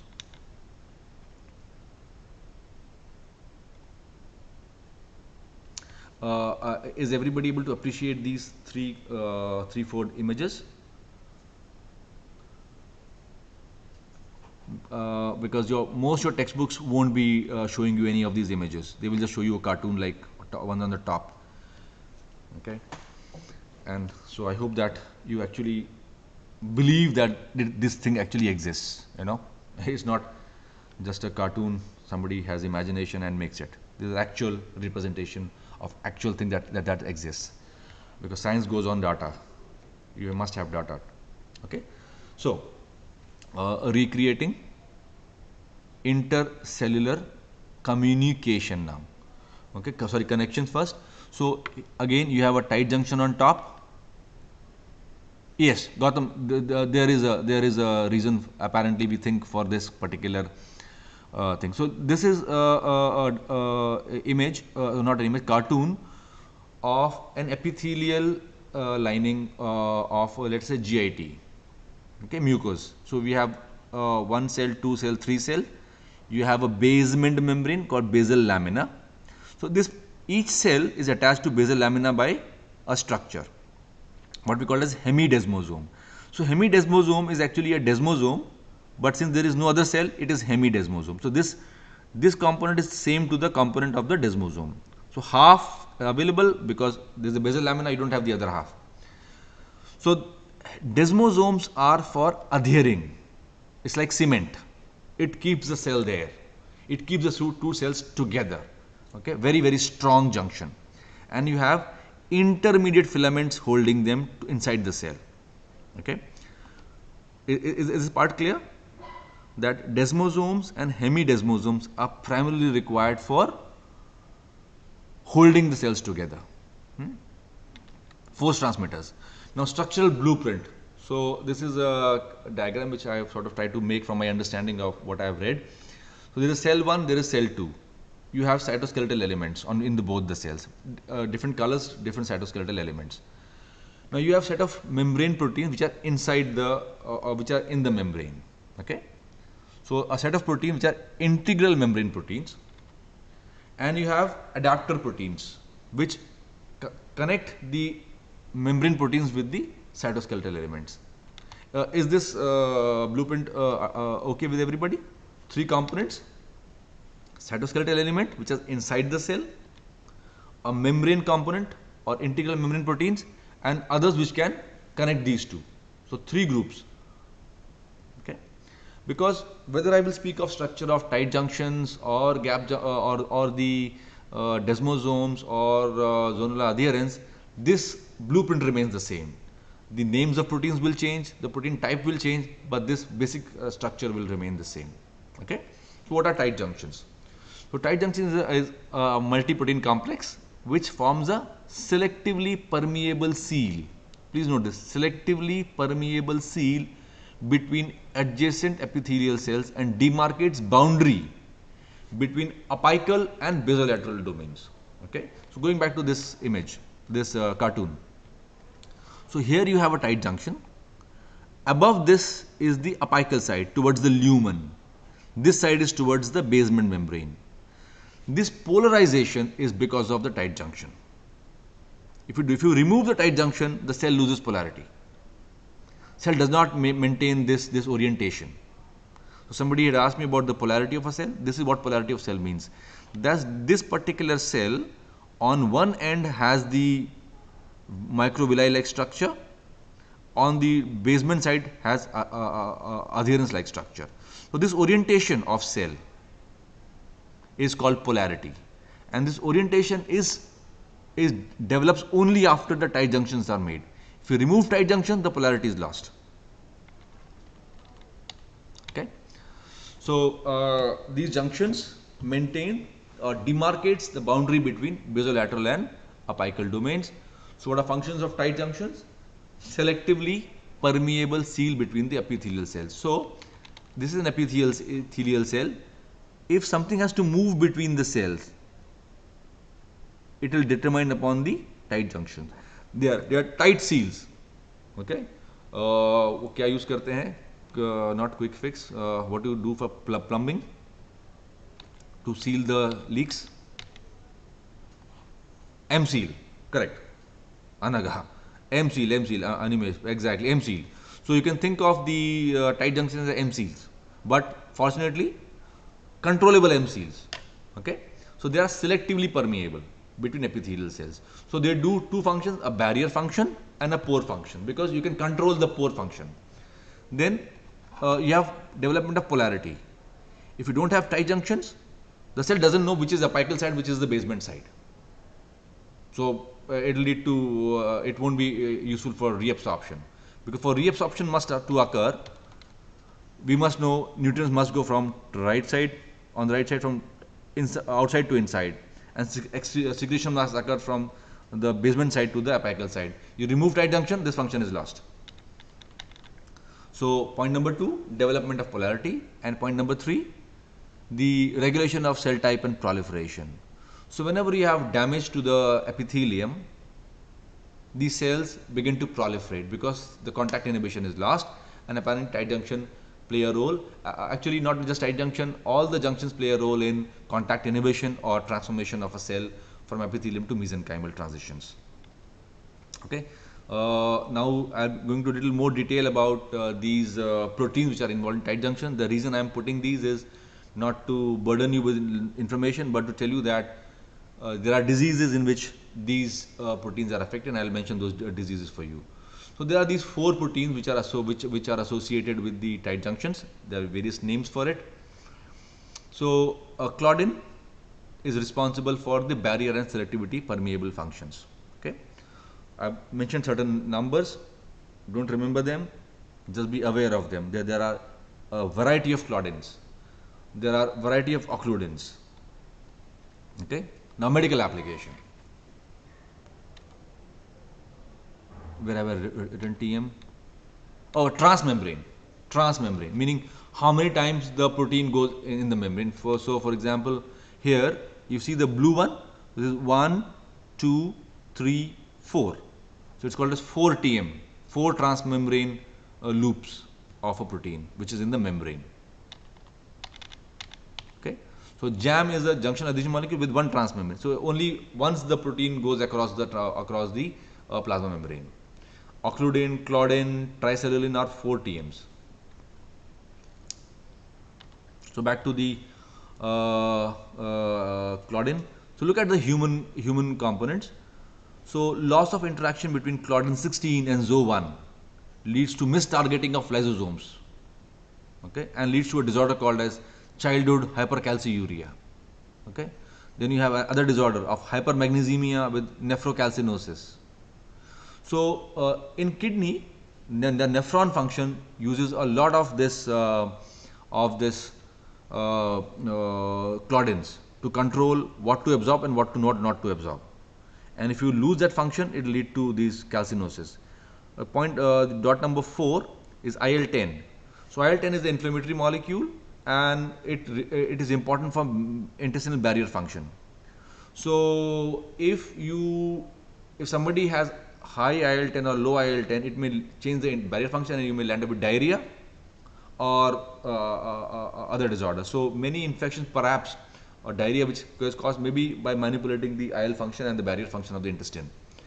Similarly, some information about occludin. As you can see, that the occludin, the mice which do not have occludin have growth retardation, thinning of bone, calcification in brain, testicular atrophy, male infertility, gastric inflammation, and so on and so forth.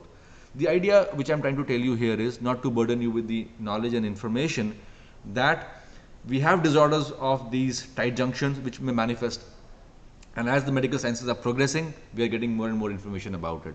What can we do about it? As of now, nothing. We do not have any drugs to manipulate claudin functions, but later we will definitely have. And with the CRISPR technology, who knows about what can be done. Coming to the next type of junction. So we have tight junction which behave like M-seal. Then we have anchoring junction which anchors the cell together. Okay. So kindly note the adherence junction I spoke about and the desmosomes. Look at whom they are attached to. So adherents are attached to actin cytoskeleton, and desmosomes are attached to the intermediate filaments. Okay. Adherents with actin, desmosomes with intermediate filaments. And then you have semidesmosome linked to the matrix, that is the basal lamina. And adhesion junctions, like for the tight junctions, have various proteins named cadherin, integrin, selectin, immunoglobulin superfamily. I'm sorry that I have to I'm burdening you with these names, but you are in medicine now. You are going to become doctors. You better be aware. You may not remember them, but awareness is required. Okay, and you are at AIIMS. I can't make things simple for you. If body is complex, you better know about it. So what are the functions of adherence? So adherence initiates cell-cell contact, mediate the maturation and maintenance of cell contact. So their major function is to regulate tissue formation and morphogenesis and maintenance of solid tissues. So 5 functions I have mentioned down: initiation, stabilization, structural stability, regulation of actin cytoskeleton. Okay, that means they affect through cytoskeleton. The junction can change cell shape and size, intracellular signaling, maintenance of polarity, and transcriptional regulation. So if a cell is being pulled, okay, so when you exercise, your muscles hypertrophy. What makes them hypertrophy? What we today understand is when you lift loads, these junction get pulled, and this pull on the junction is then translated into a genetic stimulation, leading to more production of protein. So if you don't exercise, there is no tug on these adherence junctions or desmosomes, and you can't have hypertrophy. So your tissue adaptability to external or internal forces is because of these tight junctions. Because of the adherence junction and desmosomes. A list of various proteins: adherence junction, desmosomes. I'm listing them out so that you don't have to refer to any textbook or any other place. Come to my slides, you'll have every information that you need. You don't have to read anything else. I've done a lot of homework for you and put all these proteins over here. Medical application. Here you have a disorder called as pemphigus. So you'll definitely see patients of this. So this is a skin image, and you can see a bleb being formed. Okay. So what we know is that Staphylococcus is a common bacteria, and when you have bacterial infection, you develop a swelling and a pus-like structure. So what breaks the skin structure? So what we know today is that this Staphylococcus proteins, they destroy the junction, the desmosomes, between the layers of cells in the skin, and leading to a gap formation in the epithelium. Okay, and this is where the fluid accumulates, leading to formation of this blister. Okay, so many of your blister that you get, either mechanical blistering, is because the cellular junctions were broken. They can be broken by bacterial toxins, or by burns, or by inflammation. It can lead to that breakage, and you can have these blistering. So there are disorders, I'm just mentioning them: inherited hypotrichosis, less amount of hair, and disorders of right ventricular cardiomyopathy. Various proteins have been identified. Then few more listing.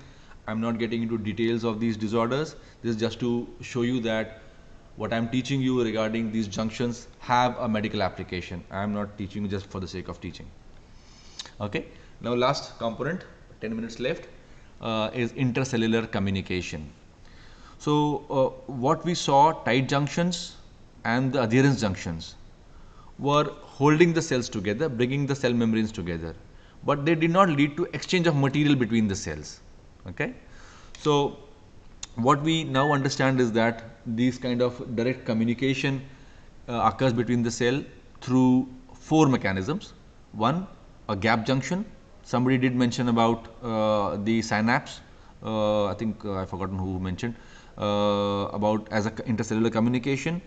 So it can occur as a synaptic transmission of a vesicle or a gap junction. Then you have secretion of, I think there's a spelling mistake there, secretion of soluble products.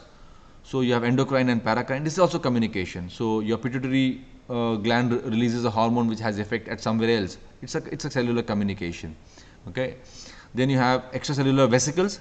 This is what somebody, I forgotten, Kartik and Karthik spoke about, of exchange between cells, a material exchange. Okay. Because the gap junctions are too small for large macromolecular exchange.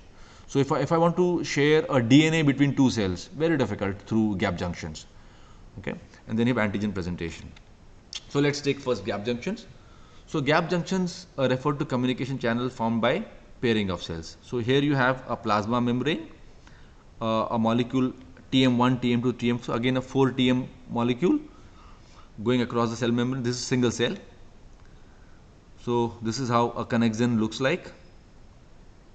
So 6 connexin come together, form a whole, okay, and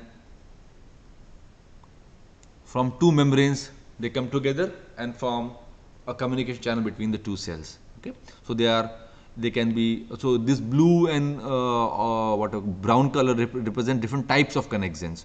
So you can have all blues, all combinations. So combination of connexin molecules. So this is the cartoon showing that 2 cell membranes have come very close to each other. A layer of connexin in one cell membrane, a layer of connexin in another cell membrane, and a gap between them. It's like a door between the 2 cells. And on the middle diagram you see a electron testography image which shows this kind of arrangement. So these are actual images, and on the left side is the cartoon of that. This is another image showing you, see how these gap junctions, so each dot on this cell membrane, each dot, this dot represents one gap junctions. So all the gap junctions are clustered together for yeah. So Gautam, it homeo means, I'll go back. Gautam, what homeo means is, so this blue one is homeo, all are of the same type. Okay. Hetero means they are different. So homeomeric means same in one group, and heterotypic meaning 2 different types across cells. So this is heteromeric, that means this is made up of different one, but both are same, homotypic. And this is all different. So each connexon is made up of different combination, and it is connected to a different type of connexon on the opposite side cell membrane. Okay. Lovely. So functions of gap junctions. What does the gap junction do? What you will find is gap junctions are present everywhere. Every tissue has gap junction. So in the heart, they are important for transmission of impulse from atrial muscle to next atrial muscle to next atrial muscle. It goes through gap junctions. Digestive system, you have gap junctions. Reproduction, you have gap junctions. So every tissue has gap junctions. That means the communication between cells is a universal thing, but gap junctions are too small to transfer large macromolecules. What can go through them is majorly ions. So I can transmit maybe an ATP between the cells. I can transmit maybe a sodium ion or a calcium ion between the cells. So it is more of signaling communication and energy communication, but not of macromolecules. Am I okay with this understanding?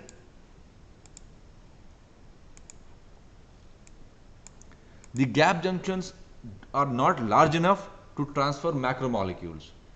They are small to transfer ions like sodium, calcium, and ATP. So therefore, gap junction's primary role would be excitation of one cell, send it to the other cell. Energy status of one cell, send it to the other cell. In that sense, it can do. They can also transport H plus ions. Okay. So functions of hemichannels and all that mentioned below. Functions of gap junction, conductance, this way. Interestingly, the gap junctions can also be controlled. So it's not that they are open gates, they can be also controlled. So for example, when you have increase in calcium, it uncouples them. You have increase in one cell becomes too acidic, the gap junction is closed. A fantastic system. So if one cell begins to have trouble, the gap junction will be closed. So that it's like you have in ships different compartments, and you've seen in movies that if one compartment gets flooded, the gates are closed. In the same way, if one cell gets affected by high calcium, because high calcium is damaging to the cell, and so is low pH. So if one cell gets damaged, the gates of that cell is sort of taken off from the system, so that it doesn't affect the other cells. So you see these in movies where one submarine, one compartment gets affected, and they shut the door, and people are trapped in it, and then the hero finds a way to, or the heroine finds a way to. Coming to that, Madhu Kripal, I'm coming to that. how is the molecule made possible, and something which Kratik and Karthik referred to, serendipity. Okay, I don't know whether they are aware of the transport, but their imagination was good to take to us to that point. Okay, so various medical disorders which are related linked to the gap junction problems, a listing of them. Let me come to the part that Madhu Krupal asked. So extracellular vesicles. So these are large vesicles. They are almost like the synaptic vesicles, and they originally evolved apparently for bacteria to interact with each one of them. So we have these various names given to them called the ectosomes, microparticles, telerosomes, prostatosomes, cardiosomes, vexosomes, depending upon the structure or tissue where they were found. Okay, but they are all basically are the are extracellular vesicles. That means these vesicles are released from one cell into the ECF space. Am I okay with this?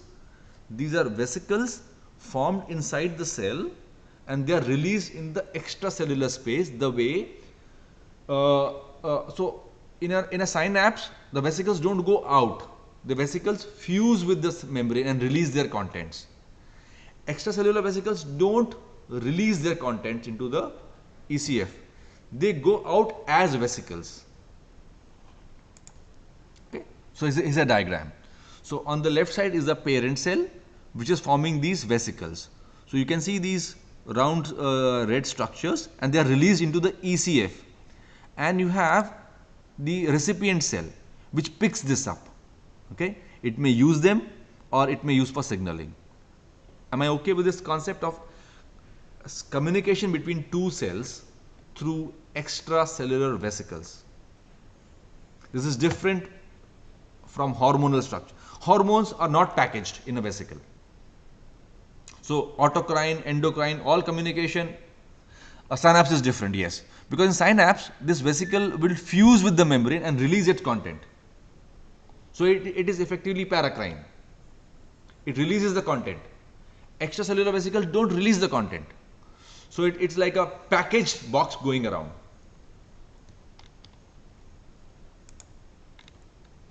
Okay. So now here is the list of components which can be transported through extracellular vesicles. I mean, almost everything. You look at it.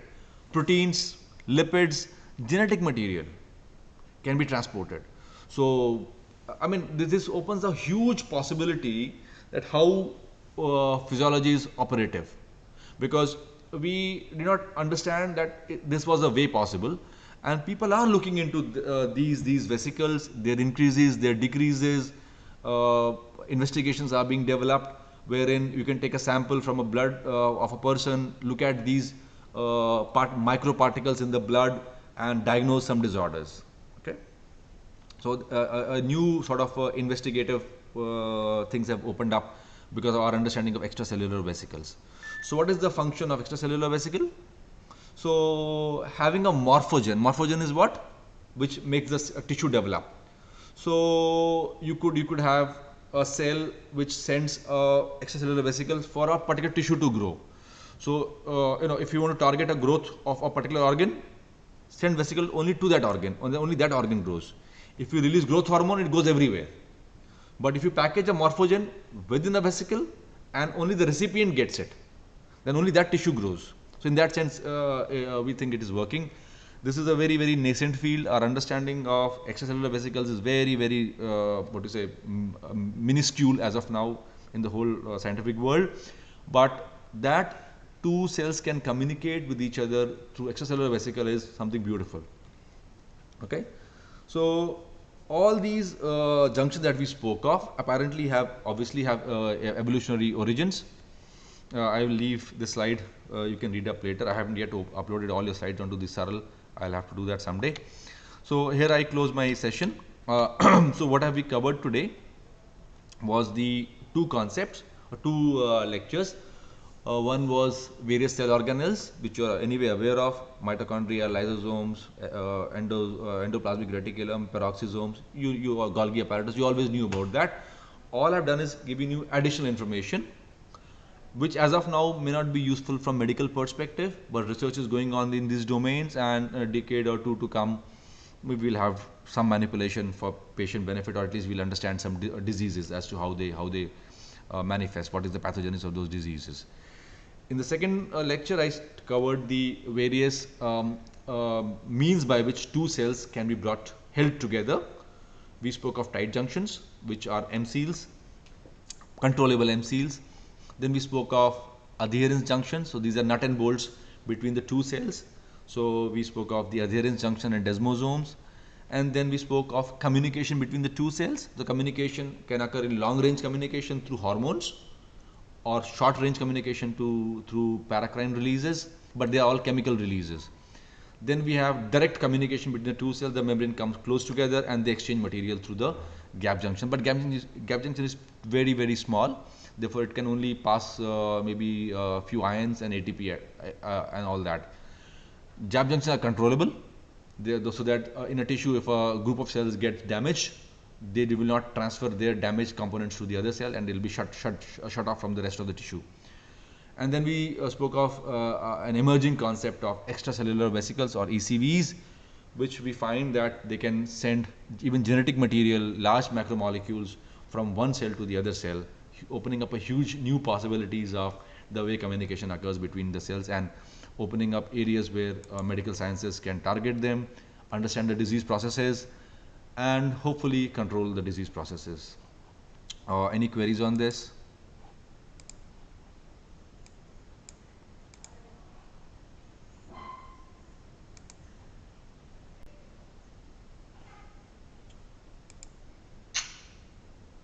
Or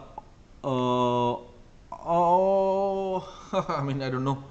Are ions within the organelles considered to be part of ECF? I mean, nobody has spoken in that sense. I mean, I wouldn't be able to take a guess on this. It's an open thing. If you want to, you could. I mean, it's an open thing. I mean, we just gave names to things. So, for example, calcium within, like Manat is mentioning, calcium within sarcoplasmic reticulum. Do you want to call it as ECF, as ICF, or intracellular? Then you will have to define now what I call ICF. If I limit my ICF to cytoplasm, then it won't. If I say no, everything is included, then it will. It's nomenclature issue. You don't have to see. This is our classification. We call it. Humans have called it ICF. I mean, you want to call. You could be very say no. ICF only means cytoplasm, and somebody would say no. ICF means that also. B. As long as you understand what you're talking about, no matter what you call it, doesn't matter really. Okay. So this would be like a semantic debate. Okay. Okay. Just a semantic debate. What you call what?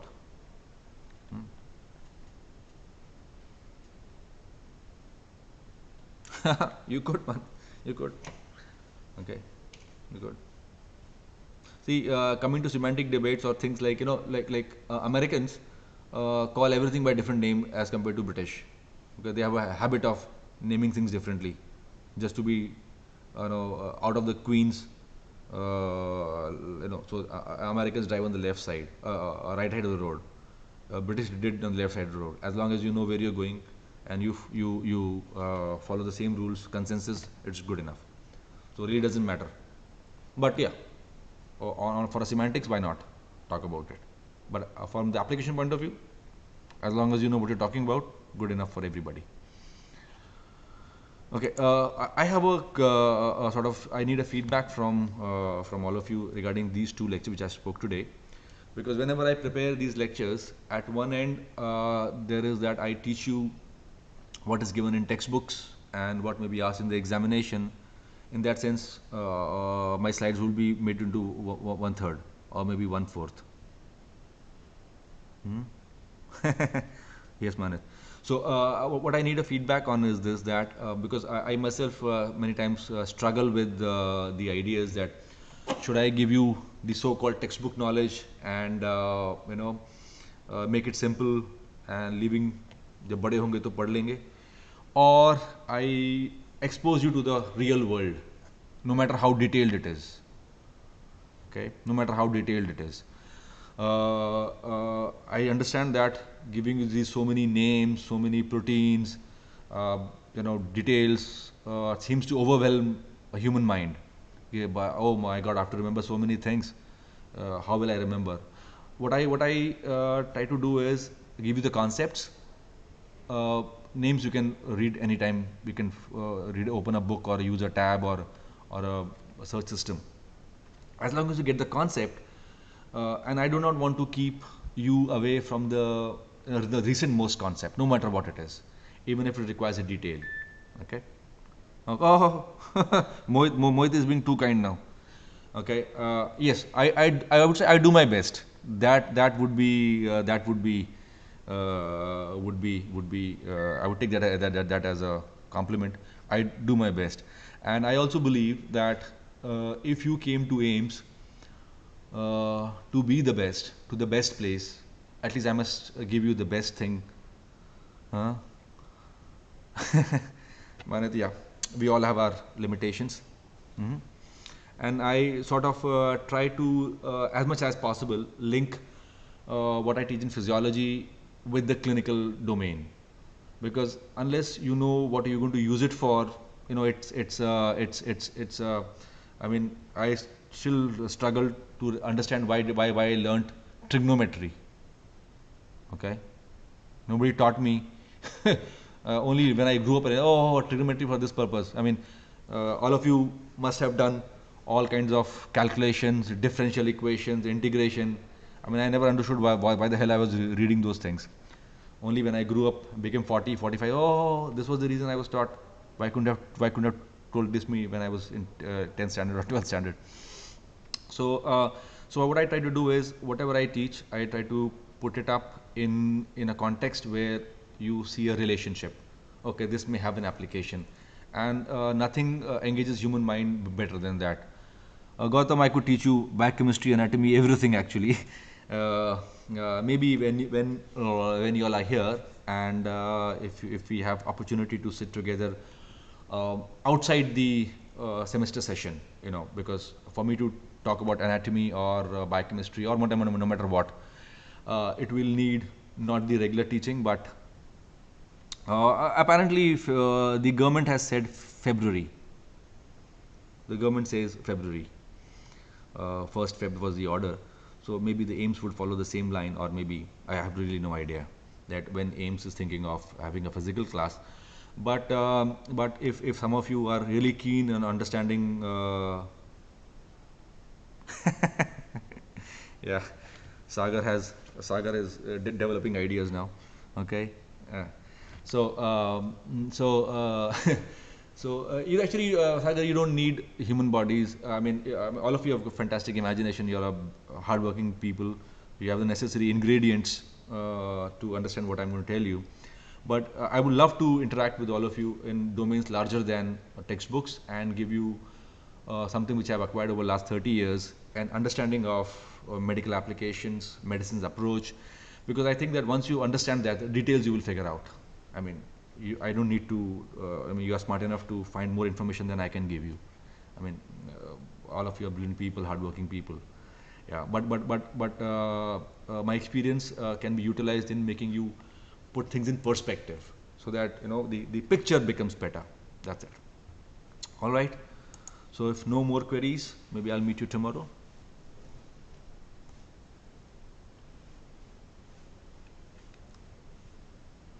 Oh yeah, Kritik, regarding Gaitan and Ganong, I mean, they are human beings.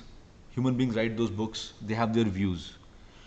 And to resolve these contradictions, you'll have to go back to the original source. Okay. So whenever I come up with one author saying this way and other author saying that way, and how do I resolve the problem?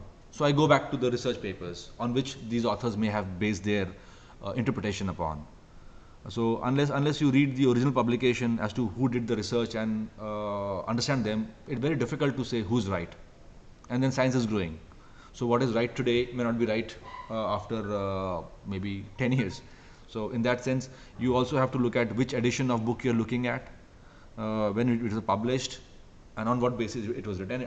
Sometimes in medicine also, in what context something was spoken of, and effectively that's where we as a teacher come into picture.